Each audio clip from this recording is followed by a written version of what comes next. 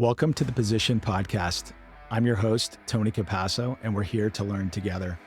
I'm on a personal research project to understand how elite performers in sports, military, and the creative arts make successful transitions into their personal and professional lives beyond those early pursuits and endeavors.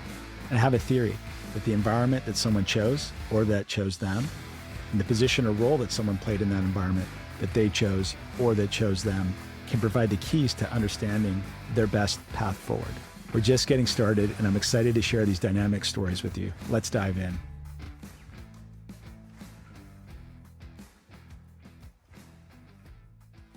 Joey, great workout this morning. Yes. Oh my gosh. Tony, you did my workout and I was totally expecting to do yours, but that was awesome. I struggled because I don't normally do as many high rep sets. So I was really grateful that you pushed me to do that. You think those were high rep? That's funny. Well, I'm usually like not more than five reps per set. Wow. Yeah. Okay. So when you had me doing, 12 to 20, that pushed me. At light weights. Yeah. Because I build the ladder to lift heavy. Yeah. Plus, you were coaching me to go slower.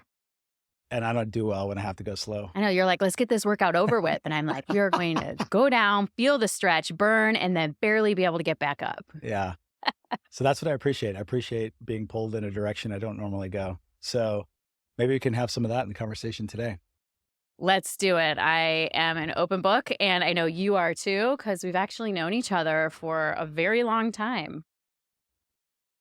So we were reminiscing on this because it's hard to pinpoint when we exactly met, which is a little unsettling, to be honest, because I feel like, I'm memorable. You're very memorable, but we've gone maybe over a decade without talking, and then picked up that time hadn't passed, right? So then you're like, well, when did we first connect and meet? Because for that to be possible, it's a little unsettling to try to pinpoint that time. But I think I was going through a transition out of coaching, getting into startup tech world. You were marketing savant, community connector, builder, working in marketing, social. And I just always remember you being super dynamic, always having great ideas, always sort of, being engaged out in the Austin, community. So, always had a ton of respect for that. And so as I was going through this most recent transition, I was going through sort of in my head, who do I know that's doing interesting things that could, jostle my brain around and help me think about some things differently. So I thought of you, and I was really glad that you agreed to meet me for coffee. Yeah, I'm glad I came to mine, probably because my social media is in your face. Yeah. I try to trip the algorithm so everybody doesn't forget about me. Since it has been, a decade. And we met through all the tech circuits. And I've always had just such a passion for social media, for tech.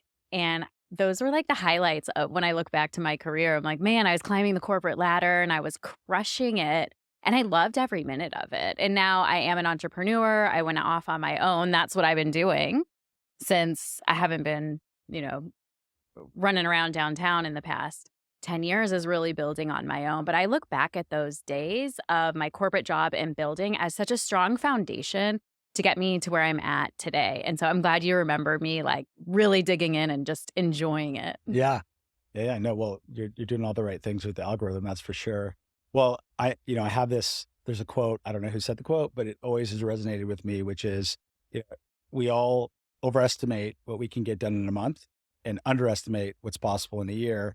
And if you apply that to the next level, we overestimate what we could get done in a year and underestimate what we could get done in a decade. So it's been a decade since we really connected, at least, if not a little bit more. And I'm blown away by how much you've accomplished in that time. So what have you been up to? What have you been trying to do as you've gone through that transition from the corporate world into building your own business, building your own family, building the next wave for your life? What have you been up to in doing that? So I did step out in exactly 10 years ago, 2014. I bet on myself and I quit my fancy corporate job. And man, I felt so guilty. Two things on quitting my corporate job. One, I felt guilty leaving because I'm a small woman and I'm a very strong personality. And I felt like I should be paving the way for women to climb the corporate ladder. But when I thought about that, and I was making, very good money to support my downtown lifestyle. And I had a very nice car, and I had an expensive life that I was supporting on my own. I wasn't married at the time. And I felt like, wait, am I just going to make $25,000 more and work just as much, if not more, and be managing more and more people? And there's a side of me that's like, yes, Joey, like you owe this to women, rise up, do it. And I'm a girl's girl. I've always been on the side of like, I'm a people person, but I don't compete with other women. Like I want everyone to rise up. So I felt that pressure. And the other funny thing about quitting my corporate job is like, I really thought I was that important to my corporate job that I was going to vomit the day I quit. And as I was like floating down to the CEO's office to quit, I thought I was so important, and it was such a big thing that the world was going to crumble because Joey Roberts no longer wanted to work in her, VP marketing role. So I did it. I left in 2014.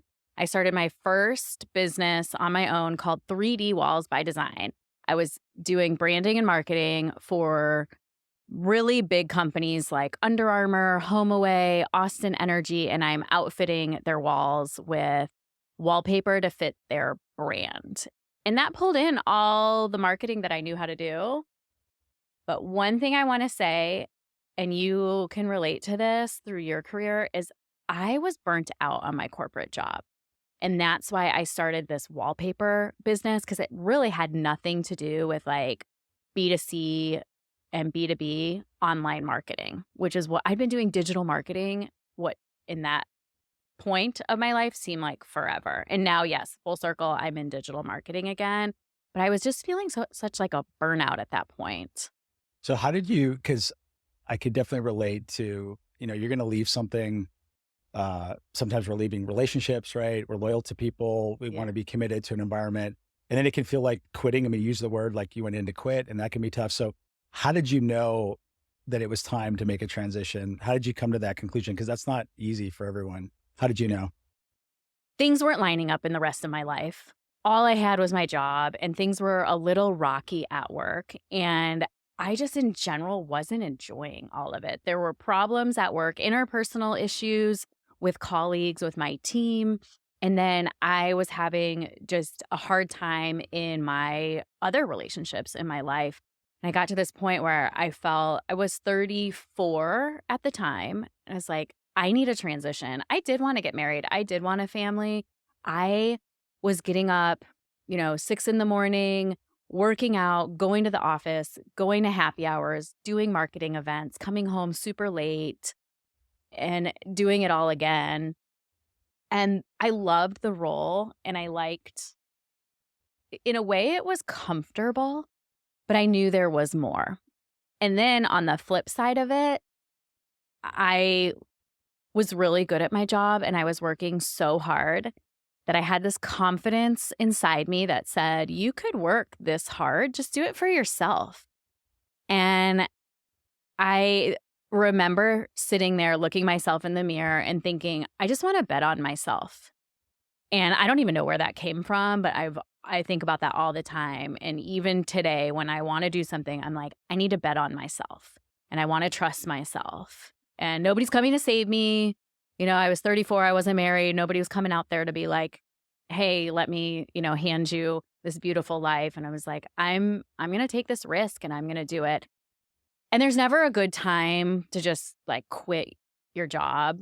I thought, oh, I need this amount of savings, or I need to have this. And it's like, no, I need to be healthy. I need to reset, and I need to reach the next level of who Joey needed to be, where I'm sitting today. Like I wanted to be who I am today 10 years ago. And if I hadn't have left that corporate job, that specific corporate job, I don't know that I would be me right now. That's super interesting. So here's what I'm curious about. You sort of started with step one, which is you created the intention, right? Which is like, I want to go in a different direction. I want to create the life I want. And I want to bet on myself. So that's step one, it sounds like. What was step two? Okay, so that's an important statement, but there's a lot of ground to cover between there and where you are. So what was the next part of that journey that you had to focus on after making initial intention? Just keeping the ball rolling, taking action. And I kept taking action towards things that I thought were the right decision. And I made some mistakes and I had some failures, things that didn't work out. And then I would do a couple things right. I'm like, okay, pay attention to the things I did right, learn from what I did wrong. You either win or you learn, and you learn while you're winning. But I didn't know what I was doing. I'd never run any type of business on my own, and I made mistakes. And the best advice I can give to anybody who is stepping out for the first time on their own and knowing that they're going to make mistakes, just obsess over your customers. And y'all know I work on Amazon selling today, but Amazon has it right. They obsess over their customers. And that's the very first thing I did when I stepped out for my wallpaper business. It took me almost 3 years before I was profitable doing wallpaper because I made so many mistakes. If I had had a coach or somebody to tell me, this is how you run a wallpaper business, I would have knocked it out of the park right away. But there was a lot of grace given to me, and I was customer obsessed, and I said, I'm sorry. And I'm saying I'm sorry to big companies like Under Armour and HomeAway. Like, I didn't start small. I always go big. I'm like, well, why not me? Right? Somebody else is putting wallpaper on Under Armour's walls. Why shouldn't I be doing that? Like, Yeah. I'm going to do that. Yeah. So I'm totally curious. I love that you either win or you learn, and those losses can be super informative. Is there one particular experience that you go back to? Maybe you tell the story the most around, or you, when you're coaching somebody, share with them that was one of the more informative, influential kind of experiences where you lost and you felt like you really learned from that? So the first product I launched on Amazon was in 2017. And I actually keep this product on my desk. I'm surprised I don't have it here with me today, but it was a stroller strap to connect the stroller to your wrist so that your baby doesn't roll away from you. And it was a passion product. I was a new mom at the time. And I did what most people think you do. You find the product in China, you put your brand on it, your own name. I called it Fear-Free Mama. And you put it up on Amazon, and then you're supposed to make millions of dollars. And I got the product done. In my mind, I got that right. I launched it. I actually did get it up on Amazon. So it's probably the only thing I did right there. But I had no idea all the things I was doing wrong to be successful. The three main things I did wrong was, one, I did not do the research to understand the market demand. And number two, I did not think about the price point, because the margins in 2017 launching this strap was like a $7 product. So I'm making maybe $4 every strap that is being sold. And then the third thing was I really didn't know how to sell on Amazon. So all of that set me up for failure. And I quickly shut it down, and I still have like 100 of those stroller straps sitting in my garage. I'll probably never throw them out, and I have one on my desk. I learned from that you need a mentor, you need a coach, you need to know what you're doing when you want to set out to try something absolutely, completely new to be successful. And I wasn't mad at Amazon, right? I wasn't like, oh, this Amazon thing doesn't work. That's why I keep it on my desk to remind myself like where I started. And I knew the opportunity was there on Amazon. I just had to figure it out. I didn't know the algorithm. I knew other algorithms. I knew Google's algorithm, all social media platforms. I did not know Amazon's. And I thought I did, but I did not. So it was probably the best failure lesson I had, because it was very humbling. Like my confidence at that point was like, oh, I can sell this stroller strap. I'll have to like put on my social media and like show it to you. It's this ridiculous thing. You'd be like, Joey, what is that? Nobody has an idea what that is. And I still will hand it out to my neighbors who have babies, and they don't even know where to put it. And it just like dangles off of their stroller. And I'm like, that was so obvious to me. How come none of you understand my product? If nobody understands your product, nobody's going to buy it. Yeah. Yeah, that's amazing that you can keep that with you as that reminder. So what do you think? So what I'm hearing is you wish you would have got help sooner, and you would have asked for help. You know, you were infinitely capable. You'd had a successful career. I'm sure you figured a lot of things out on your own, right? You're like a lot of confidence, but then you realize there's a gap between what you were doing before and this new world you went into. So what do you think holds people back from recognizing they might need a coach or a mentor or need help sooner? What holds people back? Sometimes it's maybe two things. Maybe their ego. They're like, I should be able to do this on my own. I can do this.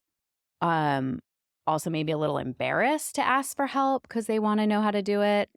And then sometimes, like me at that point, I didn't even realize there was like an Amazon coaching program available to me. Now, I did end up joining a coaching program in 2021, and that's what taught me to sell. And I grew my first Amazon business from zero to $1 million in 12 months, not on a stroller strap, but on profitable products that have a really good margin.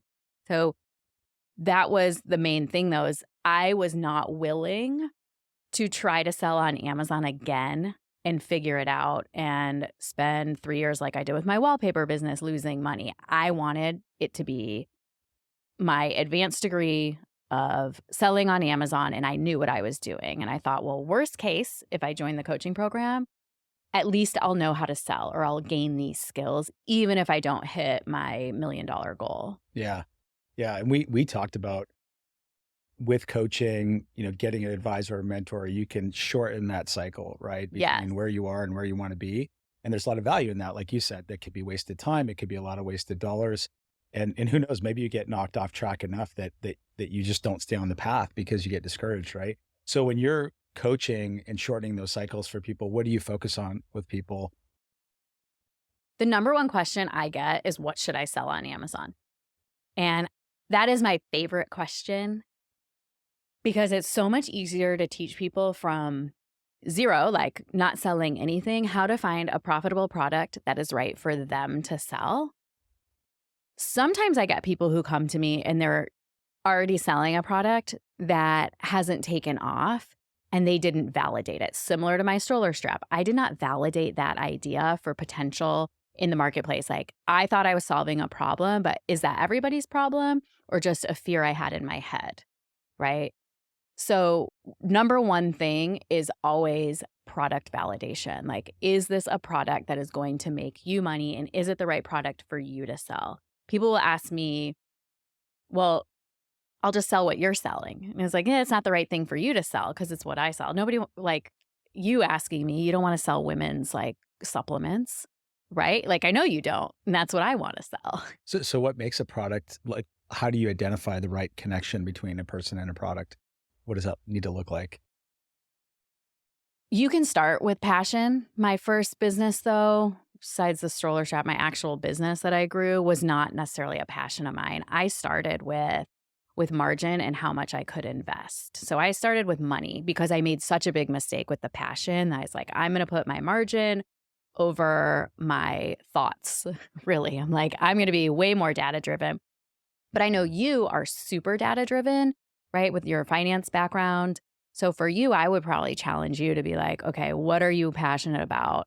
And you might say, okay, fitness. And it's like, let's drill it down. Like, what needs do you have? Is there a new kind of grip that you want for hands? Or, well, I know you're into chalk, like new kind of chalk. And we would spin from there. The main thing you're looking for is a product that has a healthy margin above 35% that is going to make you happy to sell and make you money, and you'll be able to market it. Yeah. Yeah. And do you think, well, getting back to your suggestion and sort of passion around customer obsession, right? And being, do you think it's important for people, or how important is it for people to identify with that end user or customer with that product? Is that a part of how you make that connection? You have to, right? And I'm still shocked I missed that with my stroller strap. Like, how did I miss that? I was just so caught up into the passion. But yes, you have to be solving a problem. And specific to Amazon, if you're solving a problem for people on Amazon because the search volume is high. So if you're searching for like a new product that's out, like those grounding mats, we were talking about grounding while we were lifting earlier, like grounding mats, the search volume on that is actually pretty low, but it is trending up. But the people finding it are dropping a lot of money. So you want to look at how many searches per month versus how much money are people spending on a product. And so once you find that sweet spot, you're like, okay, there's at least $200,000 a month coming in on this product, or $3 million a month, like for my supplements, $3 million a month coming in on this specific search term. Then you can kind of look at your budget. Do I want to spend $5,000 on inventory for my first run? Do I want to spend $30,000 on inventory? The more money you have, the more expensive products you can launch, which I recommend. Yeah. Well, and it's clear, even just hearing you talk about it, and I don't know a lot about selling on Amazon, obviously, and have thought at times that maybe there's a path around e-commerce and getting a web store and starting something. Of course, it's super intriguing. But what's obvious to me is you made this transition into building your own business, into working for yourself. You've done the work. And so now you're speaking from a place of pattern recognition and experience, and you've transitioned into coaching other people after having built businesses for yourself. And so if you were to look back now at when you started the journey, let's say over a decade ago to where you are, what parts of where you are today are exactly where you envisioned that you would be? And what parts have been sort of unexpected surprise or totally unexpected for you in terms of where you are today versus where you set out on this journey? I definitely am not surprised that I'm selling my own products, because I've always been I worked for Callaway Golf. Like, I've always done luxury product sales, and I loved it. And I had such a passion. I was like, why I can sell my own products. But what surprises me is how much I love coaching and mentoring, because I never thought of myself as a great manager. And I like to build people up and cheer them on. But I didn't realize, one, how fulfilling it is to me to be able to give advice and mentor and see people win, but also that my advice is actually valuable. Like, I've helped over 1,000 people now actually build their businesses on Amazon. And if you had told me that, I think it was like 2 or 3 years ago when I started coaching, I was so nervous. I was like, who am I to be coaching? Like, why should I give advice? I've only built one successful Amazon brand. Why would I give anyone advice? Yeah. Well, and sometimes with coaching too, the interesting thing is it's such a great way to learn too, because you're kind of learning on other people's problems essentially. Yeah. And so, my experience with you, just as we've reconnected, is you're really good at looking at a problem with somebody, doing something in real time. So it's almost like you're teaching by learning in a sense as well. I don't know if you get any of that feeling, but when you are curious, like you are, and you do get that helper's high from helping people, it's super interesting when you can be like, this is an interesting problem. Let's look at it together. And we just did it prior to this podcast. We were like, hey, what would be interesting for us to unpack and talk about? Yeah. And we're reconnecting on this journey. And in 30 minutes, we covered a lot of ground because we just sort of got curious and sort of look at a problem together. So in a sense, we're kind of coaching and mentoring each other through that conversation. So one of the topics that came up that I'm curious about, because you mentioned what are the early learnings being the importance of preparation, right? The importance of, doing your research, getting the data, and sort of like keeping aside for a little bit just purely your passion or what you're exactly passionate about. That will have a role, but you need to have this other part, right? So we were talking about the role of luck in all of this, right? In selling. And we were sort of talking about, and I'm going to try to get this right. I think I heard Naval Ravikant talk about this first. Many other people have talked about it, but that there are 4 kinds of luck, essentially. There's blind luck, where essentially you could maybe stumble upon a product. That product takes off because it happens to be the next biggest thing. And all of a sudden you're selling millions of dollars this product, but you just fumbled upon it. Maybe that's blind luck, right? 2 is hustle luck, right? So if you're willing to put in the work and churn up the ground and spin and work hard, inevitably you'll sell some stuff, right? Because you'll be working harder than the next person. The 3rd kind of luck is preparation luck, right? So this is where you've done the research, you've dug in, you're prepared to see opportunities before other people see them or on top of other people see them. And then the 4th kind of luck is unique luck, right? So this is the kind of luck where you're so good at what you do. You're so, let's say in this case, maybe customer obsessed, understanding what your customer wants, what they need, and how to serve them, that they start to find you, right? And you're no longer kind of pushing this rock up the hill, trying to find the customer. So maybe talk a little bit about, as you coach and you see customers go through that journey, what role does luck play in all of this? And what would you say is important for people to understand around those different, let's say, veins of luck in terms of what they're trying to build? Yeah. I mean, just sitting around thinking you're going to get lucky in general is what I talk people out of all the time. And people telling me that I'm lucky, I would say I fell into that hustler bucket, right? Like, and people who have known me know that I'm always churning up activity, trying to hustle. But I also analyze data and I see what's working and what can be improved on. And I think with selling on Amazon, it is a little bit of the hustle because you have to try things. And that's the beauty of e-commerce in general, is it's always shifting. And you get to try new things and see what sticks. But then there is also the preparation and understanding that you can quickly blow your ad budget and surpass it if you are not prepared and you do not understand your Amazon ads. And that is unfortunately where a lot of e-commerce in general, like just advertising in general, will sink them. And they want to throw the towel in because they didn't prepare or they didn't know what was going wrong to dig in and figure out, okay, what went wrong. They just want to get lucky. And they're like, well, I hustled a little bit, I should get this result. Like, you're like owed the result. And it's like, no, I've been busting my ass so hard to get the results. I mean, blood, sweat, tears, missing people's birthday parties, like, just constantly obsessed in my head about my Amazon sales and how to fix things and how to make it work. So I wouldn't say I got lucky at all. Like, I think I got a lot of kicks in the stomach. I do think it could have been a lot better when I look back. I'm like, I didn't have to stop at, $1 million and sell that business. I could have taken it bigger and bigger and bigger. So it's now pushed me to, I don't think anybody's going to come and save me, right? I'm not like the unique, hey, I'm going to sell this product, but I am constantly trying to improve my selling, grow my sales differently than I did the first time I was successful. Yeah. So what comes to mind for me too, as we talk about that, is like, one of the challenging parts about being an entrepreneur, and especially if you're a solopreneur or if you have a team, is there's so much ground you have to cover, right? There's so much you need to be good at.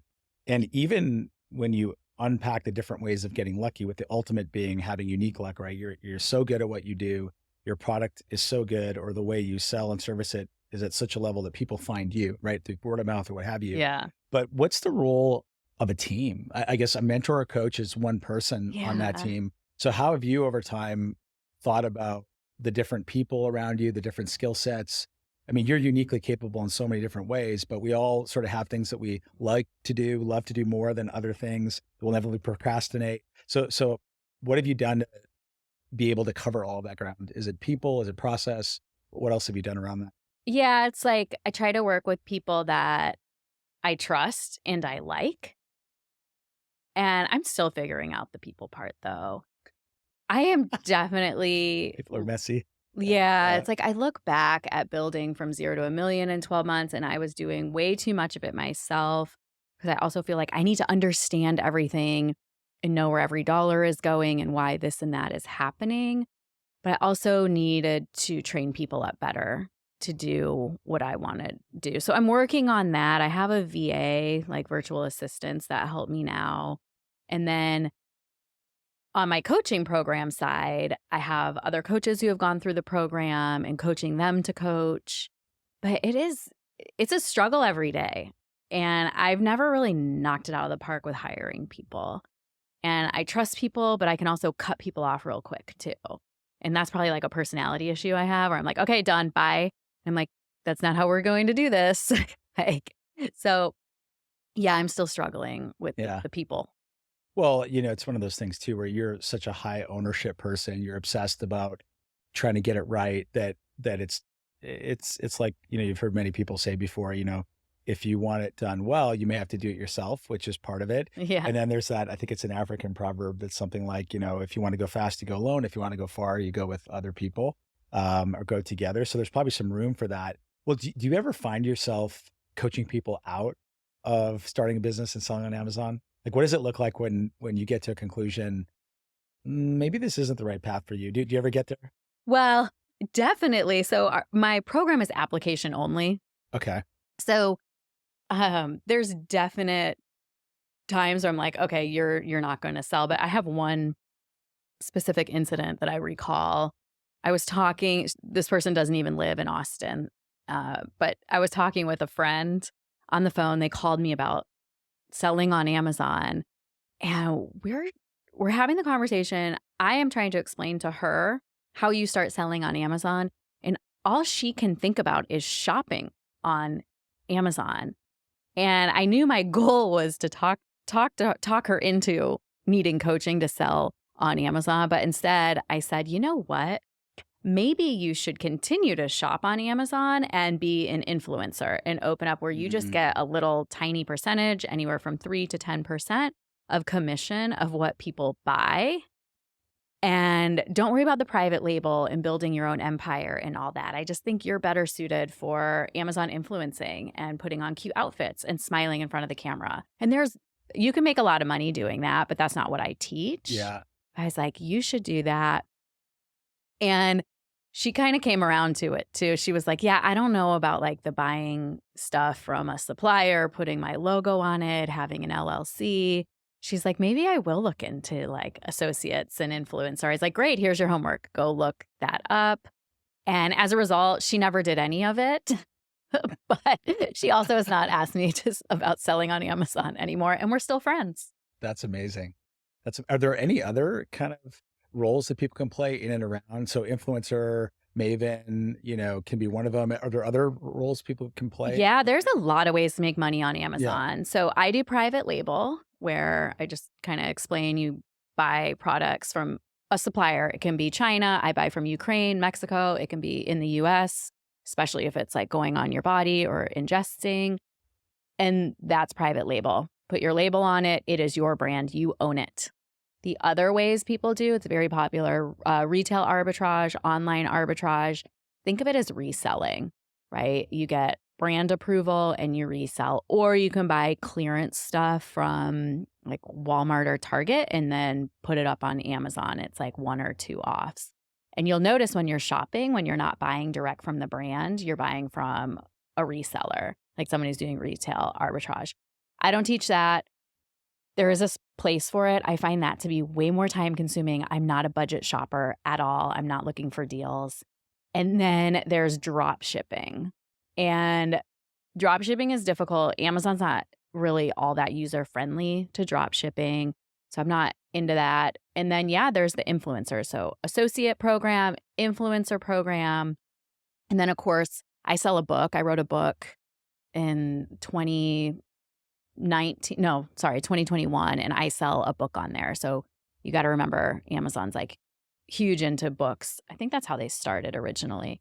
So yeah, there's plenty of ways to make money selling on Amazon. Yeah. Yeah. So that's good. I mean, it's good to know that people can essentially find you or get inspired by what you're doing. And even if they don't have necessarily find their passion to dig in at the level that you're going to encourage people to, there may be a role that they can play around that ecosystem. Yeah. That can still allow them to work for themselves or control their own destiny more, but maybe lean into the things they care about more. Yeah. I've taught my 6-year-old son, he buys toys off of Amazon and he has to make a video as soon as the toy arrives. And we put it up on my influencer account and he watches it. And, this month he made $30. Oh, that's amazing. And, he went to Target and bought something with his $30. So he's learning and he's 6. I'm like, make the video. Now he wants to be a big YouTuber. And I was like, I have the skills to do that, but we're not there yet. Yeah, totally. Well, speaking of your account, obviously we're friends on Instagram and I follow your page. And I love the stuff that you post because it's very thoughtful and you're coming from a deep place of trying to inspire people. I know that's a big part of what you're doing. And so I grabbed a few of those posts and I'm like, in the moment, I'm like, I want to hear more. What was on your mind around this? Because in some ways, a post can be very one-dimensional. Even if it's a video or a reel of some kind, it's still a statement that triggers something, but you want to hear more about it, right?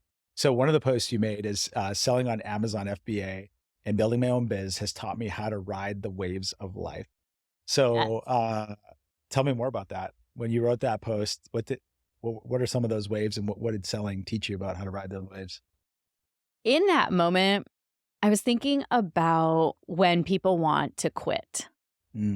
And I was thinking the only way people are not successful with anything in general, but especially running your own business, is when you just decide to quit because it got hard. And if you don't commit to riding the waves, the ups and downs, the highs and the lows, and pushing through it, you're never going to succeed at anything. We're forced to do life. It's like, oh, life is hard. It's like, well, we don't have a choice, right? We're all still living. You have to get through whatever you're getting through. But when you're running your own business, you do have a choice. Like, you can shut it down or you can keep pushing through. You can pivot. You can change products like I did. But the only way you fail is when you completely quit. And I was thinking about that because there are people in my program who come to me and just say, I want to liquidate everything. And they want to take a break from selling. And I'm not a huge fan of taking a break from selling. I think you should keep the action and the momentum going. So as a coach, it's a lot also about mindset and being people's cheerleaders and telling them why I think they should push through. They can do whatever they want. It's their business. But I like to tell them, like, I believe in you. I'm not special. I did it. I'm still doing it. And there are some really crappy days. Like, there are some low days when you're an entrepreneur. There's low months. I mean, there's bad years. And then you ride the wave and it goes back up a little bit. And then you might get slammed. And then maybe it'll go back up. And then you get slammed like even farther down. And then you just ride that wave and you keep going. Yeah. Yeah. Yeah. I think about that a lot. Just life in general. Like, there are seasons, right? In a sense. And there's a saying like, this too shall pass, right? And so a lot of times even life can be like a season, you're up or you're down or you're going through a wave or a period but if you just keep going, it'll pass or get to the other side. But too often, so many things people, and they could be right on the cusp of that success and they just can't see it because they can't see far enough around the corner and maybe give up a little early. Yeah. And wanting to give up early is such a normal thing. Like, it's okay to want to give up. It's not okay to give up, right? And I've wanted to give up many times, and I will tell myself, like, what I am going through right now, I need to push through so that I can have a different problem, because I don't like my problem right now. I don't like this season. So let me get to a different problem. I just want a different one. And Grant Cardone's always like, create problems, solve problems, create problems, solve problems. And I'll tell you where I am in life right now. I have some problems that I'm trying to just plow through so I can solve a different problem. Yeah. Yeah. Well, we talked about, so one of the problems, again, as an entrepreneur, you can run into, or any business, or even on a personal level, is you can run into a plateau, right? That is in and of itself a problem, right? And you're stagnating, you want to get to the next level, you can't figure it out. So we were talking about breakthroughs and how to find those breakthroughs and how to coach through that. Yeah.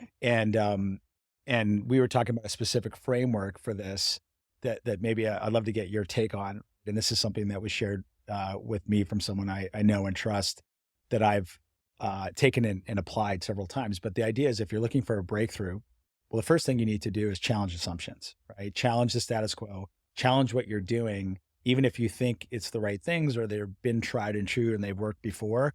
Like, leave no stone unturned challenging those assumptions, right? And then you inevitably decide to try something different. You're going to decide one of those areas, you're going to try something different and make a change. And then here's the part that trips everybody up, that has really resonated with me, is, but then what you want to do is you want to prove why it is working versus why it isn't. And that's the thing we get taught and sort of trained into thinking, fail fast, fail fast, fail fast. That's the key to success. And of course, there are tons of reasons to fail fast, and that's a successful strategy. But it's like we talked about, it's like going to the gym. If you have goals around changing your body composition, let's say, and you go to the gym one day and you come home and you look in the mirror, no change, right? Come home the second day, look in the mirror, no change. Even after a month, you may not see any significant changes. So you can very quickly throw out that training program or tell your coach to go pound sand and we need to do something different. Or you may need to just stick with it for it to work. And what I found in being in so many organizations, trying to find breakthroughs, trying to find that hyper growth, is we very quickly get distracted. So we either very quickly decide that this just isn't working, let's discard it, or the next thing hits the desk and it's the next shiny ball and we're off to the next thing. And so what's your coaching around finding breakthroughs, and does any of that resonate with you? It resonates with me personally in my coaching business. and being in tech and e-commerce in general, because there's always shiny things and you want to stay on the cutting edge. So one exercise that I do with my team is sit down when we all have shiny new ideas. I'm like, great, I love these ideas. I want to do all of them. Let's write down everything we are doing right now and what we think about it. Is it working? Is it not? What are the results? Like hardcore results, like data. What are the results? What can we stop doing? And can we start doing these things we want to do? I am not a quick one to say, okay, let's hire somebody to do this. I'm like, let's keep this with our tight team. I like tight teams to make sure that if we're starting a new initiative, we're all doing it together before we just hire an outside person who's not part of the team already. But if we do that exercise and it is like, yes, hands down, we're going to start another podcast or a newsletter, or we're going to run this new funnel, whatever, well, we need a little extra help, then I'm willing to be convinced to hire somebody. But I feel like a lot of people are like, oh, we'll just hire someone to do it. I'm like, nope, we need to assess. Yeah. Well, why is that the case? Like, say more about that for you. I think it just makes it to where you're stretched too thin. And even though you bring on a new team member, they have to get up to speed and now they're part of the team. And me being at the top, I still have to oversee everything. And I really want everything working to the best of its ability before we add in new things. Now, my business partner might disagree, right? Like he's pretty good at chasing the new shiny things and staying on top of that, which is super important also. So I think like we balance each other out, but I'm way more hesitant to take on more and more things when we don't have like the fundamentals of the business, like soaring in the, I look at it at like when you first launch a product or anything, right? A program, a product, I look at it as discovery phase. Like, what are we doing here? What's working? What are our keywords that are working for us? And then I look at it into the growth phase.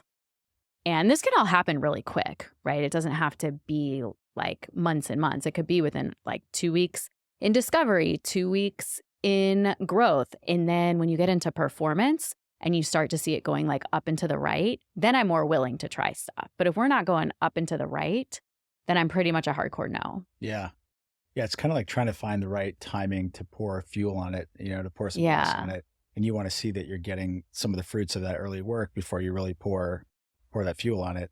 And then look, this has been a theme in my career as well, as I've worked with engineering teams and other teams in software businesses. But often the mistake we make is we add people or, we have a problem. We're like, let's just get someone to solve that problem. Yeah. But then that person's coming in, it's going to take them time to ramp up to understand your business or whatever the nuances are. And oftentimes then that comes with more people or more investment that we may not be ready for. But ultimately what you find is if you have immature processes or immature thinking, or let's say nascent thinking, and you add more people to that problem, oftentimes it just jams up the system more. It does. Right? It doesn't allow you to go faster. Right. So I think what you're saying is, hey, if we keep the team small and tight and go fast until we find ourselves at a point where we're ready to pour some fuel on this, and that fuel could be more dollars or more people, maybe then you're ready to go, right? It is. And it's like, is it 2 steps forward, 1 step back? And I've been on both sides of it where things are taking off so quickly. I should have had more people. And then recently I've been on the side where it's like, we have a lot of people.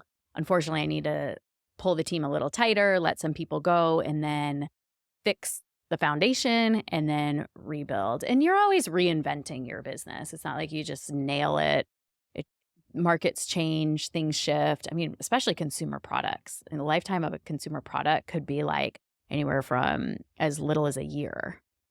I always tell Amazon sellers like, you probably can ride this wave for 18 months and then you better be launching new products. See, to me, it's always scary, right? To be in such a dynamic market or dynamic industries where things can change that fast. So how do you coach people to stay ahead of that curve and to ride that wave per se, right? To catch the next wave and the next wave? What do they need to do or think about to do that well? I think the exciting part about a dynamic environment like e-commerce sales is that things change so quickly and you can make mistakes and you can pivot and fix those mistakes so fast. Like most of the time, your mistakes are not as detrimental as they feel to you.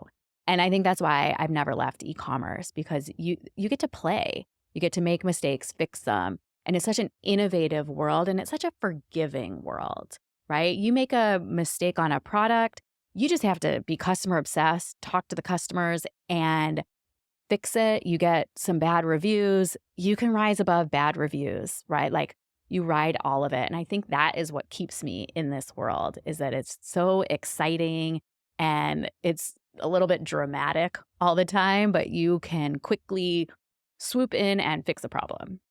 So this is my favorite part of the conversation because, we get on this topic and you use the word play, but I just saw you light up because as you talk about how dynamic things are, making mistakes, solving problems, and the speed and dynamism of doing that, like I just saw you light up around that. Like clearly you're passionate about it. It's a lot of fun, right? So one of the things that we cut up over a coffee about was just when you feel most at play and how when people feel most at play is maybe when they're going to be most successful in what they do. And so part of it for you is how do these sellers get playful in that environment, right? Experiment, try and test, be open to things changing and moving, just like a game where maybe not know all the rules or making up the rules as we go, which is a lot of fun. But if I remember correctly, when you were a kid, play for you was a lot of gymnastics. Yep. Is that right? So tell us more about that. Like what did you love most about gymnastics? What role did it have in your life as you were kind of, in your young life growing up? Yeah, I think gymnastics taught me to bet on myself because it is an individual sport and you're on a team, and I want my teammates to win, but man, I wanted to win before them. I wanted first place. They could have second. And I learned to bet on myself, and it was fun. Like I knew I could nail my floor exercise better than the next girl. And to me, it was fun. Like I could go flip. Oh, I could flip higher than her. Oh, you did a new trick. I could do that trick. Oh, you can do 50 push-ups. Well, I could do 100. And to me, it was playful. And I joked around a lot. I got in trouble a ton in my gymnastics. I mean, I was young and I was there all the time and I was very chatty. And my punishment was always push-ups. And I decided, you know what? I'm not going to look at this as a punishment. Like, I'm going to decide I love push-ups. But here's the thing. That punishment got everybody on the gym floor doing push-ups together. So to me, it was kind of fun because now we're all doing push-ups together. And some of them get so mad at me. And I'm like, this is really fun. Yeah. And I think I just try to find fun in everything, even though it was competitive. But how else can you keep going if you're not having fun, right? Then it just feels like, I know work is called work because it's work, but there has to be fun in work. Like you have to enjoy it at some point, not all of it, but like some of it. Yeah. Well, I never did gymnastics. You should have. I bet you can do a backflip. Yeah. Well, in my day, I could do a front handspring and have been known to do a few of those, but as a celebration on a soccer field. But that's as far as I got. And I taught myself to do that in my front yard on the grass. So I had many falls. But I think of gymnastics and one, the technique is so important, right? For you to understand how to execute, different movements on the floor.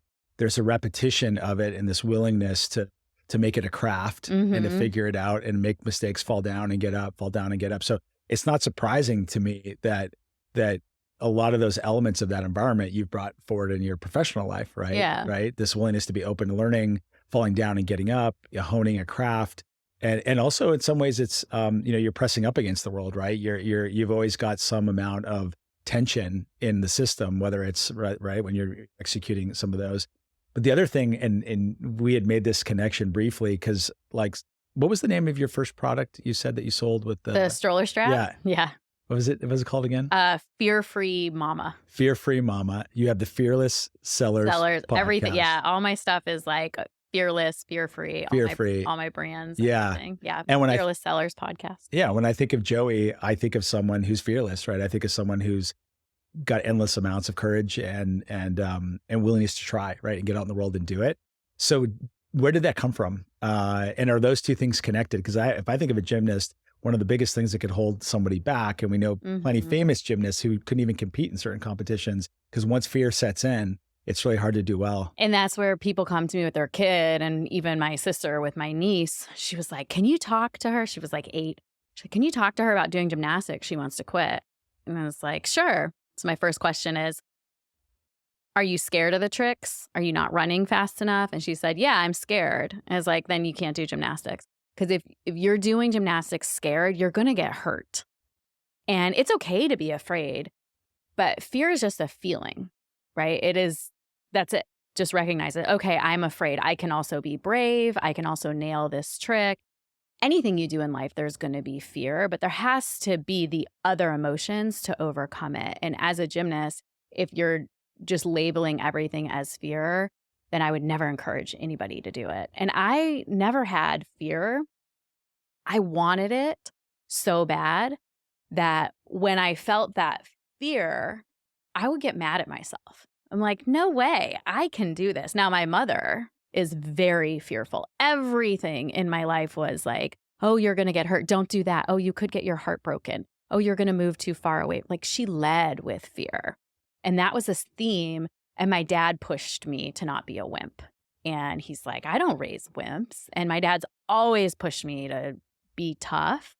But I recognize with my mom that she had so much fear for me.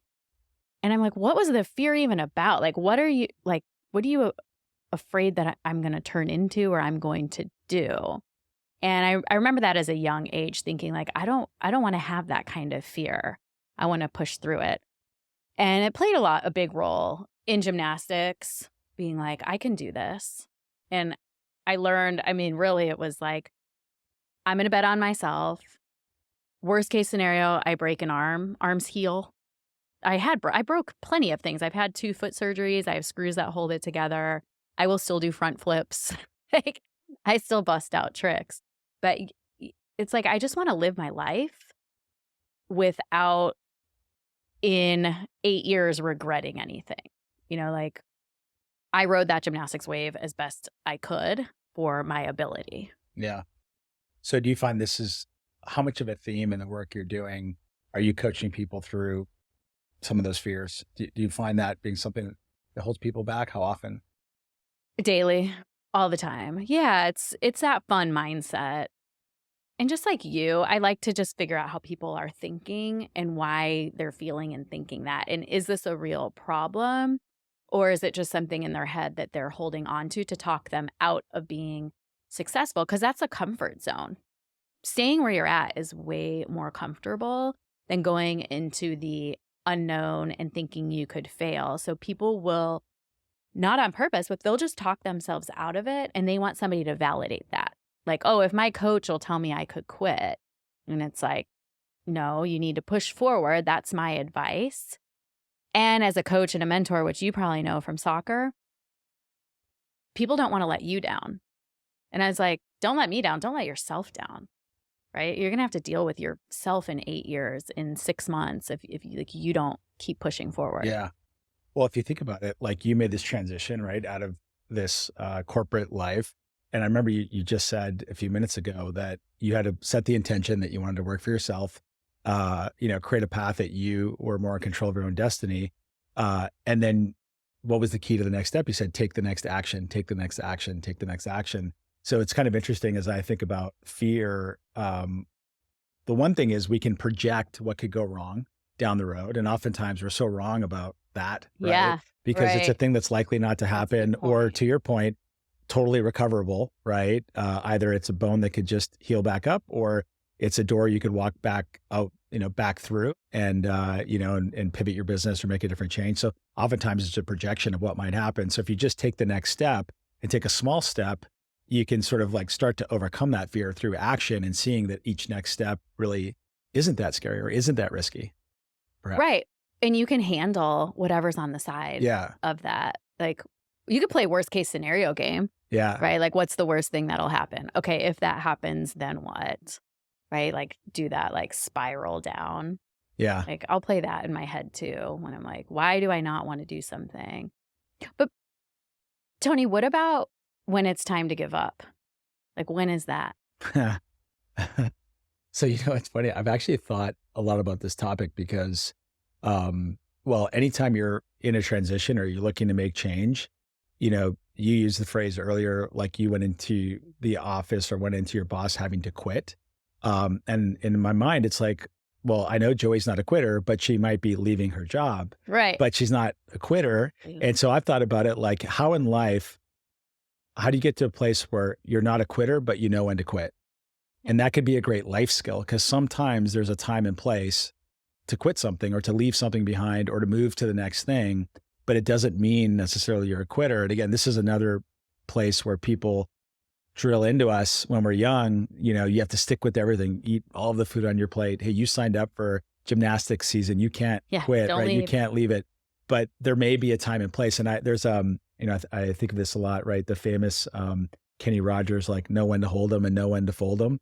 So I think about that a lot. And it's funny because I've built my career training revenue teams, direct sellers selling on the market. And one of the biggest mistakes a seller can make is holding on to a deal too long because they've been taught and trained to never quit. Right. Right. And I could see the parallel even with selling a product. It's like, you could get to that place where, so it's like, I'm not a quitter, but I know when to quit, or I know when to pivot and move on and not have to live with the shame of I quit something or I'm a quitter.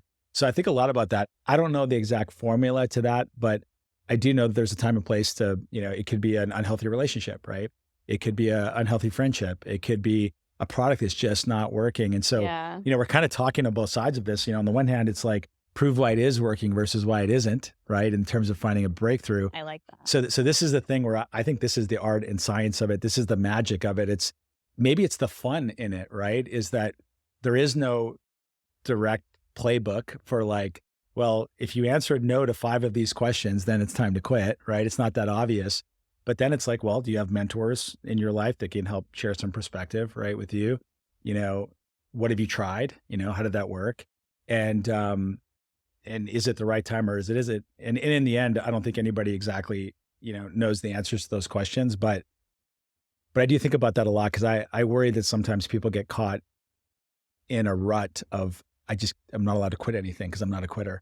It's like, well, maybe there is a time to leave something behind and move on. Things shift. Things shift and change. And you brought it up like people, relationships, dynamics, even in corporate jobs, right? You get a new boss, even in businesses, like you and your business partner. And that's the rest of the song, right? Know when to walk away and when to run. Yeah. And those instances, you need to rise up and be proud of yourself for making decisions to better your life. And that's, I guess, like the whole point of why we're all trying to be entrepreneurs or we're working is to get to the next level and the next level so that we can spend our time as we want. Yeah. And if somebody is holding you back or something is making you go too far backwards, that's when it's a real like, let's evaluate where we're at. And sometimes it's not money, right? Like it could just be other parts of your life not lining up. And that's where I was 10 years ago, where like my life just wasn't lining up. I was like, all right, I need to get to where I want 44-year-old Joey to be and not still be 34. Even though I sound so grown up at 34, like I was just spinning in this circle. And I had great money and I was very proud of my income, but I was like, this can't define me. Like I have to go set out. And I was like, what if I never make this much money again? Well, I've made like 3 times that much now. Totally. So maybe maybe the model, as you play with the model, I don't know how to flesh it all the way through, but 1, you get clear on what you're aiming at, like get clear on what you want, right? Yeah. 2, if you're clear on what your values are, so you're clear on and have a picture and a vision for where you want to be, what your values are along the way. So, in some ways, like for me, a big value of mine is learning and growth, right? So if I'm in an environment or a situation where I don't feel like I'm learning and growing, I don't feel like I'm operating consistent with who I want to be and how I want to be in the world. But the other things that are important to me are community and being an important part of that community and lifting other people up, like we talked about. Mm-hmm. And excellence is a big thing for me. So how do I operate always at a level of excellence? So there's a way of saying like, have I done the things and been consistent with my values in this environment of the situation or in this business? And have I given it everything I can give it? And if I'm getting to a place where I feel like this isn't serving me and where I'm going, and I'm starting to not be fulfilled or operating consistent with my values, you might have a few of the clues that might be time to quit or to move on or to leave something behind, right? And then again, in a business, I'm imagining I've actually created a couple of products and have sold some things through an e-commerce business, but never to a level that you've described. And I could see it being very similar. It's like, what product or what role do you want this product to play in the world? Like, who do you want it to serve? What's your vision for how big and how well it can serve that market? And if that isn't happening, then the question is, well, have we done all the right things? How do I feel about it? Yeah. Am I still as passionate, right? You sort of go down your list. Am I operating consistent with this business? And if you're not, you may need to ask yourself, because are you going to be able to make it if you don't feel like you're in the zone, operating close to your center, And I can see, talking to you, with what you do, you're very consistent with who you are. You're helping people break through those fears and get started and take the step, right? And then you're passionate about the path to get there, what it looks like, and what people need to think about. And I think that resonates with people, I think it does. I think one tip I would give anybody starting any kind of business, and I did this with that for second Amazon business that I grew 0 to $1 million, is think about the end game and how much time you want to put in. So I told myself, I am going to hit this super hard for 2 years. And that's all I need to commit to myself. If I can commit 2 hard years to building this product on Amazon, I will be happy. Yes, my goal was to hit $1 million in 12 months. I was like, okay, that's my financial goal, my sales goals. And then I need my commitment goal. And I think I kept leaning on that on hard days. I'm like, I told myself 2 years and then I would have freedom. I don't know what happens after those 2 years, but as long as I held that commitment to myself, I'm like, I can do that. And now with my new brand, like my women's stuff, I told myself 5 years. So it's like, Joey, there is no 2-year out on this brand. Like, we're now in this for 5 years. And in 5 years or 2 years, like, you can reassess. But I think you don't want to think of everything as the rest of your life. Yeah. Well, speaking of that too, and because you've mentioned sort of the impact that you want to have on women in particular, what's that been like in that journey? Because I know I've seen you on several panels. I've seen you be out, in the community, having a lot of conversations. Tell me more about how you're helping women with what you're doing. I was speaking, I think it was like 2022, and I was on a stage in West Palm Beach, Florida, talking about selling on Amazon. And I was looking in the audience, and there were hardly any women there. I know it's e-commerce, but it's selling products online. Like, how fun is that? And there was one other, Isabella Ritz, who her and I are really good friends now. She was speaking, I think she spoke like right before me. And I was just so aware that the lineup was like me and this other woman, and there was like hardly any women there. So I started to dig into statistics of women being successful selling products in general online. And it's crazy. They're in Amazon alone, only at the time, I think it was like 25%, maybe 30% of the sellers were women. Wow. The results between men and women are exactly 50-50. It has nothing to do with any of it. I would say women might be better sellers because we're really good at shopping in general. Like, we have an eye for products, and women make the shopping decisions in their household. And so I tell that to women a lot. I'm like, hey, you can source products better than probably your husband can on this business because you're shopping more. Like, you know what you're looking for, what kind of products you like. And I was just so aware of that when I stepped off that stage. And so many women came up to me. And it wasn't their husbands. Some of them had their husbands there, but it wasn't their husbands. It was them that came up. And I thought about it. I was like, I would love to help other women see this. And plus, selling products online, you're so flexible. You can raise your kids. I haven't missed any of my kids' activities. I can work out whenever I want to. And I can make as much money as I want to. And I do think there's a lot of pressure on men, husbands, to make money. And like, that could be a whole nother episode. But it also feels good for women to know that they're making money. And if you want to buy the shoes, girl, go buy the shoes, right? Like, it's easier to make $10,000 than save $10,000. Yeah. Yeah, that's amazing. So what do you do today? Like, how do you help women today? Like, is there a way for women to find you? Is there a way that you, are there opportunities in the community where you find to do this, or is it just kind of opportunistic depending where you're on stage, or are you more intentional about where and how you can connect Yeah. on these topics? I mean, it's men and women. Yeah. Like my coaching program's 50-50. Okay. My business partner's a male. So it's really nice because like he attracts kind of like the corporate guys. Yeah. I love women of all kinds. Yeah, I mean, my website is amzfearless.com. So amzfearless.com. That's where the application is for the program. And then I have my Fearless Sellers podcast, my Instagram. You could put that in the notes. It's just joeyroberts.official. But yeah, I'm constantly just trying to put myself out there. Like, hey, if you've ever thought about selling products online, like I want to help you. And I want to see if I would be a good fit to be your mentor. If not, I'll still answer your questions, give you advice.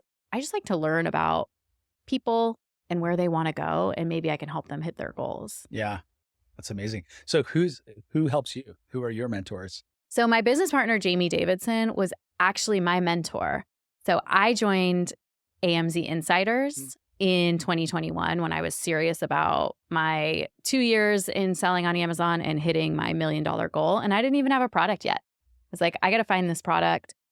Jamie Davidson sells $100 million worth of products in 1 year. So he's a 9-figure Amazon seller. He did that in 2018 and has consistently hit that goal and surpassed it for, however many years that is. So I was so blessed to have gone through his program that when I exited my brand, him and I were speaking on stages and he said, "You want to coach for me?"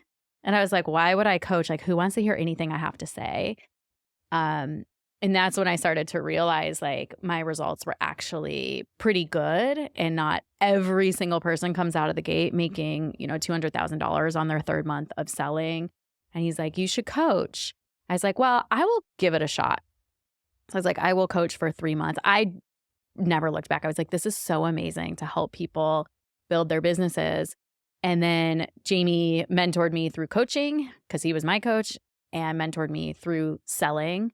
And I still ask him selling questions today. And we're a great team. We kind of balance each other out because he's such a high level seller and I'm in the weeds with everyone else selling. Like it's still hard out here. Like I'm still like day in, day out in my account selling. That's amazing. I think that's incredible because I can't think of a better combination of having a mentor and a coach as someone who's still doing it, still has their hand, out there doing it, because things change, like you said, very dynamic. And if you're not experiencing those patterns directly, it can be a little hard. Not absolutely necessary, but I can see it could be a huge advantage. Yeah, I feel the pain. Something changes on Amazon. I'm like, me too. Yeah, that's amazing.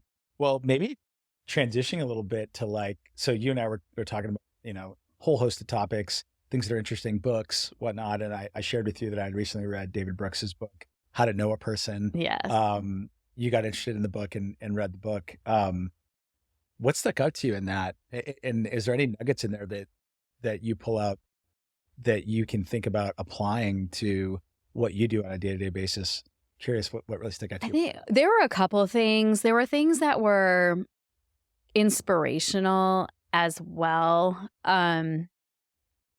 Couple things. One of the ones that sticks out that's like super inspirational to me was when they're talking about people who are older, like 70s, 80s, who still want to be learning. And they want to think of their lives as they're living their life, right? They're not going to have regrets. Like they're actually living their life in the moment. They're being present and they're doing the best they can because they don't want to have regrets. And that made me think maybe some of the people they're talking to in the book do have regrets from when they were our age, like in their 40s, going into their 50s. And that kind of made me sad for them.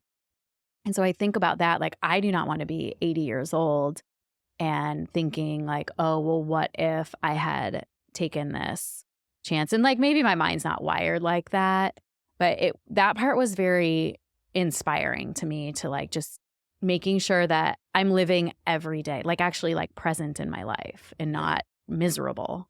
Yeah. Can you think of anything that you want to get to? It's been on your mind that if you didn't get to, you might regret not doing next. Next, yeah, I mean, there's a lot of like what I want to do with building my store, but there's also stuff with Ford, my kid, that I need to make sure that I instill in him because I want him to feel the power to be an entrepreneur. And I feel like I need to pour into him a little bit more of my knowledge. So when I'm working, it's not like mom's working. It's like, come here, sit on my lap. This is how we do this. And I'm not teaching him algorithms at the age of 6, although then he could run my store and I'd be like, bye. But I think that just having him see the joy in selling products and making money is something that I want to instill in him a little better than I've been doing. Like he does his influencer thing, but when he puts out the carrot of mom, I want a YouTube channel or I want this, I want to take that bait and I want to be able to like, or I guess the bid, I want to take the bid and be able to pour into him so that when he's older, I don't look back and think, oh, if only I had spent more time teaching Ford what I was actually doing. Yeah. Because he's probably like he sees me in front of a camera all the time talking. And I think he finds that interesting. But there'll be a time when he's 12 where he's going to be like, oh gosh, my mom is like filming herself again. Yeah. That's amazing. Well, what is it about being an entrepreneur that you want him to learn, like specifically? I want him to bet on himself. You know, I want him to respect authority. I want him to have a job. There's so much to learn in the corporate world, but I also want him to hustle on the side and know that he is capable of that. And I think when you can bet on yourself, you can get out of a lot of situations. You can get yourself into situations, but you can get yourself out of them too. I guess it's resilience, right? Yeah. Is that what it is? Yeah, resilience. I mean, you're building a level of self-belief, right? And confidence, which can also lead you to be able to break through fears, right? If you have that. And I think ultimately, you know, I've worked for and with a lot of entrepreneurs. I wouldn't call myself directly an entrepreneur, although I've been a part of helping to make a reality, you know, big visions and big entrepreneurial endeavors. But the thing that I think characterizes those folks is they can set a vision and be fearless in going after that vision, right? Yeah. But they still go to bed at night and wake up in the morning, sometimes in fetal position or sometimes, you know, with a lot of self-doubt, or it's a very lonely place it can be, but they know how to ask for help and where to go. They're insatiably curious, right? So like what I've learned from entrepreneurs, they're very curious about the world and how things work. They're big problem solvers and they know how to put the right people around them to help them be successful. It's maybe one of the biggest jobs of an entrepreneur is, and sometimes it's people, sometimes it's systems or technology, but you know how to bring the best together to make the vision work, right? And if you can do that, you're pretty unstoppable, you know, and maybe that's what you want for Ford. You want him to be unstoppable. Yes. There's not anything that he can't. Don't you want that for your girls? Yeah, absolutely. Yeah. Yeah. Because there's a lot of power in that. You know, again, you'll fail, you'll fall down, you know, you'll break a leg or a foot, but it's recoverable. And as long as you have the ingredients of being unstoppable, you're going to be fine. Right. So I think that's pretty cool. Yeah. I think that's the best gift for any child is resilience. Just get back up. Yeah. Yeah. Yeah. And like, I don't tell him it's all rainbows, you know, I let him know when I got a bad review on one of my supplement products. And he was like, Mom, what's wrong? I said, somebody left a negative review and I showed it to him, like the star, you know, it's not a 5-star review. And he goes, well, Mom, why don't you ask Brooks's mom to write you a review? I know she would buy your product and say that it was wonderful. And I was like, he totally gets it. Yeah. He's right. Yeah. Yeah. That's amazing. Well, I think that's the other part too. If you go back to how to know a person and what David Brooks is trying to put out in the world is like, we would be so much more successful or have so much of a richer world if we could have deeper and richer relationships with people, break down barriers between people. And so much of that comes from, again, this curiosity, really being curious, trying to understand how things work and work together. Again, and with the world that you're talking about, there's so many things that have to work together in unison for it to work. And that means you need to pay attention to those things, right? And how things work together So it's like, how do things work together? What do people think? What do they want? What do they need? And how do I make sure that I can bring things together to get people what they want and what they need? And so, um, it's got all the elements of teaching him how to essentially make the world better around him, right? In a sense. And so I think you're doing that in your own businesses and you're helping people do that. And then at the end of the day, they get paid for that time and that effort, which again, I think everybody should be able to be paid for the value they create in the world ultimately. And they don't always need to be paid for it, but if they can be, great, right? They should. Yeah, I agree. They should. Yeah, something in the book, something you just said reminded me how it's about also conversations like being curious. That's it. Yeah. Like being curious, like really genuinely being curious about other people. Like get out of your own head, stop thinking about yourself and be curious. And everybody listening, you'll probably know people who do this, but when you say something to them, like if I say, oh, my dog broke his leg last week, which is true because my 6-year-old rode a beanbag into the dog, beanbag chair. Yeah. So anyway, if it's like, oh, my dog broke his leg last week, well, they'll hear that and they probably think, oh, that's not good. But really they start talking about themselves. Oh, well, when my dog broke their leg.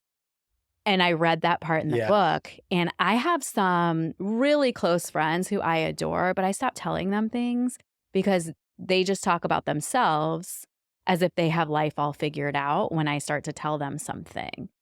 And being a coach and a mentor, one of the beautiful things about it is I get to step outside of my world and just focus on them and ask them questions and try to understand, empathize, like step into their shoes of like what they're really going through. Because these people I'm coaching, they don't have the same life as me, right? They probably didn't have their first kid at 38, right? They might have 4 kids and they're not even 38. So I get to like step outside myself and learn about so many different people and we all want the same thing. Yeah, absolutely. Well, that's fascinating. Well, so being curious. So we talked a little bit about, so what's the next 10 years going to look like for you, right? So you set this vision for where you want to be at 44. By all accounts, so many of those things, have come together and, none of us have it all figured out, of course, but what are you resetting the target or the bar on for yourself? Is inevitably you are, if I know you. Always. Yeah. So what does that look like? What are you pointing at? Yeah, it's definitely, I am so settled into the world of Amazon and e-commerce selling. Yesterday, I got my store up on Walmart.com. So just yesterday, I got approved to sell my current products on Walmart, but I need to expand my product lines and I want to continue selling. I do love coaching and mentoring. I don't know if I'll stay on the individual level or if it'll move into more brands, but I will always want to help people grow their businesses online. But I do over the next 10 years want to be building my brand bigger and getting more products out there. And then I have my podcast, Fearless Sellers, the Women of Amazon. So I want to continue that. I thought about so that is like a podcast, Fearless Sellers, really just about selling online and selling physical products. And I thought, well, what if I also had a podcast like Fearless Bitch? Like just about being like just a fearless bitch, right? And just have all walks of life come on. And I love digging into people's stories, men for sure, but like women who rise up and just crush it or are trying to crush it. And so, yeah, that's on my mind. So maybe that'll come out. But also a goal is to stay focused and stay in my lane. So I've really just been in the Amazon lane and I want to, for now, for at least the next 5 years, like stay in this lane. Yeah. And why is that? Because I got to free up my time, right? Like I have a 6-year-old, and if anybody has a 6-year-old boy, they're so cuddly and wonderful. And I just know one day he's going to be stinky and not want to snuggle with me. So I just want to like suck in every moment with him, be present, be available, create memories for him. And that's really like the thick of where I'm at right now. I have a lot of energy though. Like I want to build and build, but that's the beauty of running your own business. Like you can make as much money as you want to. Like I'm in control of how much money I make and how big I grow this. My first business, I built it to sell. this business, I'm building it to sustain my income so that I can support the lifestyle I want now. I don't know after the 5-10 years when Ford's a little older, if I'm going to sell it, start another business, or what that looks like. But like right now, I'm staying in my lane with selling on Amazon and Walmart. And I have a website, but I'm not selling as much on my website right now. So you use the phrase "stay in your lane," which could be like considered like it could be not negative, but I see it more as like you're clear on your priorities. Because you staying in your lane is somewhat limiting. Does it sound negative? No, that's not negative. Yeah, it sounds like it could be limiting. Yeah. But you're not limiting yourself, right? Because you can go in I'm a trying lot not of to lanes. get distracted with shiny things. Like hey, I will tell you the way that Amazon ads works and bidding, same with Google ads, it's very similar to day trading. So I could be like, hey, I'm also going to step out and day trade. Well, that's like a whole other bucket to get clients to do all of that. And so I'm like, okay, no. I'm going to use my bidding skills and in the guardrails I understand for advertising only. Yeah. No, I love that. You're staying focused and you're clear on your priorities. Yeah. And because of what you've built, you can choose to be focused and serve those priorities, right? Of which Ford and your family is a big part of that priority. So I love that. I mean, that's the gift that you can help give people is the ability to get to that place where they can decide what they want, decide to be focused and be able to serve those priorities, right? And then when the time is right or things open up, they can expand those priorities, get more unfocused, take more risks, right? And then ebb and flow with whatever's happening in life. So I think that's super cool. Well, on that note, maybe it makes me think of maybe the last topic we could cover. I don't know if, maybe what will come of it, but while we're on the topic of books, I'd asked you if you had read the book, The One Thing by Gary Keller. Right. I think I started reading it and then I sort of realized that most of the whole concept of the book, as many of them are, is kind of wrapped up into the title. And once I got, the headline of the book, I sort of felt like I understood at least the concept and got inspired by it. But the idea is what's the one thing that you can do that can make other things unnecessary or irrelevant to do, right? So we talked about this in a health or fitness concept, like technically intermittent fasting could be a version of the one thing, right? You make one decision, which is when you eat. Let's say I only eat between 12 and 6, but that makes a whole bunch of other decisions kind of irrelevant and unnecessary. What foods do you eat, in what proportion, like whatever. It's like, it's a version of that, let's say. Right. For the sellers, I'm curious as you're coaching them, because so much of obviously growing a business is how do you get clear on your priorities? How do you spend your time on the right things? And where do you find yourself pointing people to go, look, focus on this one thing, because this thing is going to be your key to a whole bunch of other things. And if you try too many things at the same time, you get distracted. Where do you find yourself leaning into people most? It happens a lot with sellers. They'll just start telling me what's going on with their store. And this is when they've already launched. Yeah. And everybody wants to just throw more eyeballs at it. And all I can ever think of when I'm looking at them is, I need to know your conversion rate and you need to know your conversion rate. 10 times out of 10, when I ask sellers, what's your conversion rate? None of them know. And when I say conversion rate, I just mean people who are going to your storefront, going to your page, your product, and actually buying. Like what percentage of people, like if 100 people visit your store and 10 people buy, then you have a 10% conversion rate. And I'm going to say, okay, 10%'s fine. Maybe little improvements could be made. But if you don't know your conversion rate, you can't come to me to solve the traffic problem because I don't want you wasting money. And that's where people get discouraged because they're wasting money on ad spend that's not converting. And that problem alone, just knowing your conversion rate and working on your conversion rate can probably solve like 80% of your problems. Yeah. Well, we talked about it's sort of like the little keyhole to look through to figure out where all the rest of the problems are, right? Because if your conversion rate is low, then you can start to unpack from there. Well, why is that low, right? Yeah. If the conversion rate is high, that's great. How can it be improved?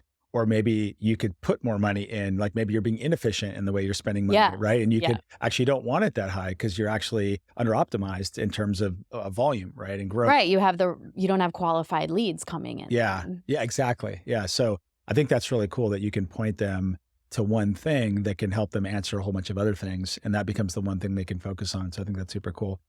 Well, what else What didn't we cover or talk about that you wanted to talk about?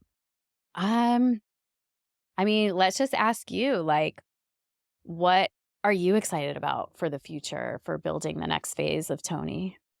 Well, so a lot of the things that I think about go through the lens of like, the how do I want to spend my time? And if there's something that I could do, what could I be doing that I don't even need to get paid to do that I would do anyway? And that as I was building my career, that was a really hard question to answer because I really needed to get paid. Like I'm trying to Yeah. build a life and a career when you're trying to, you have a family and you're trying to buy a house, you're doing things. So it feels like a frivolous kind of like why would I try to answer that question? But now I'm at a phase of my life where it's meaningful. What would I be doing if I didn't care that I get paid to be doing? And the truth of the matter is I'd be right here. That's the truth of the matter. I'd be having this conversation. And so what I end up spending a lot of my time on is coaching, mentoring, being a sounding board for people. And I always find myself in conversations. I just had a 4-hour coffee last week that was supposed to be an hour and turned into 4 hours. And I wasn't even looking at the clock, although at some point I realized that we're having a long conversation, but there's nowhere I'd rather be is in a place where I can, get curious, think through a problem or a topic with people. And I'm learning, which is a lot of fun, which I love to do. Yeah. And if both of us get to a better, higher place, that's a lot of fun. I feel like it's at play and it's worth something. Right. So, I'm trying to think of how I can do more of that. And it'd be great if, I could build an income around that's scalable and sustainable, like a corporate or professional career is. I know there are lots of paths and avenues to do that. But right now I'm just focused on having great conversations with people like yourself that have a lot to teach other people, including me. And that's a lot of fun for me. So yeah, that's what I think about. Where do I want to spend my time where I'm in the middle of it and I don't even care that I'm getting paid or I'm not getting paid? And the truth of the matter is my career got to that point.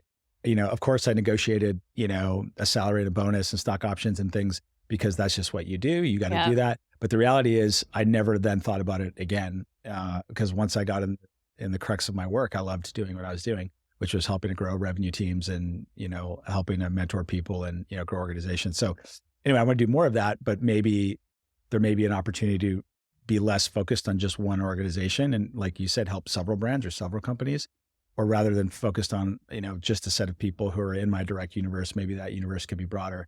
So yeah, there's nowhere I'd rather be than right here. And so I'm really glad that you decided to do this with me on a Sunday, with obviously, taking some time from your family. We also got a great workout in, which is amazing. Yes. Yeah. I was like, workout? Okay, I'll do it. Yeah. And I thought this was super insightful. And I also saw your energy. Like I told you, I could see why you're so good at what you do because you love it and it's genuine and it's coming from a place where you really want to help people. So I think that's super cool. Thank you. Yeah. So what would you call your mentorship business? I've been using ChatGPT, trying to play with that a lot. And what I've gotten off of a little bit is I don't know that it matters what it's called. I think, and that's a little bit of just how I like to operate. I'm hoping the work sort of speaks for itself. So I don't know, maybe you could give me some ideas or advice on that. I hate naming things, or maybe I'm not much of a marketer in that way. Yeah. But I'm definitely somebody who prefers the work to sort of speak for itself than the opposite. But I've got to orient my brain that way, which is it'd probably be cool if it had a good name or I think a good way of describing it. I don't know, when you were talking, I was thinking of like unstuck or like unfuck yourself. I was thinking like, something like kind of aggressive, but I always go like a little like assertive, I should say. And I was like, it's like everything got like wrapped into a bundle and you're like, wait, I need to undo some of this. And how did I get here? Yeah. Yeah. That's actually super interesting. I haven't thought about that angle on it. I think that's super interesting. Well, it's how you attack life though, like your soccer days to, your aggressive work goals and to working out, best of the best. Yeah. I love being out in the world like you. And that's how we met, right? I love being out in the world, engaging with people, bumping up against problems and opportunities and energy. And it all gives me energy to be doing that. Yeah. The worst thing for me is to be stuck, in a more insular kind of in a hole kind of environment. Although I do love time by myself and time to re-energize, to learn, obviously time with family, time with those kind of things. But but I sort of do life isometrically a little bit. So I like to press up against things up out in the world in terms of, you know, the unknown, you know, negative, positive, hard, easy, you know, so it all gives me energy to kind of play with that, you know, that time and space. But, well, let's maybe use it the next time we meet for coffee. I'll maybe press you on trying to help me come up with a name. All right. I'll show up with 10 name ideas. Yeah. Let's do it. I hope you enjoyed this conversation. Please review and follow this podcast on all your favorite platforms. And if you want to continue the conversation one-on-one, feel free to reach out direct. You can find my information in the show notes. And we want to share your story. So if you're passionate about helping others through transitions to find their center and find their best path forward, feel free to reach out and let me know. Until the next time.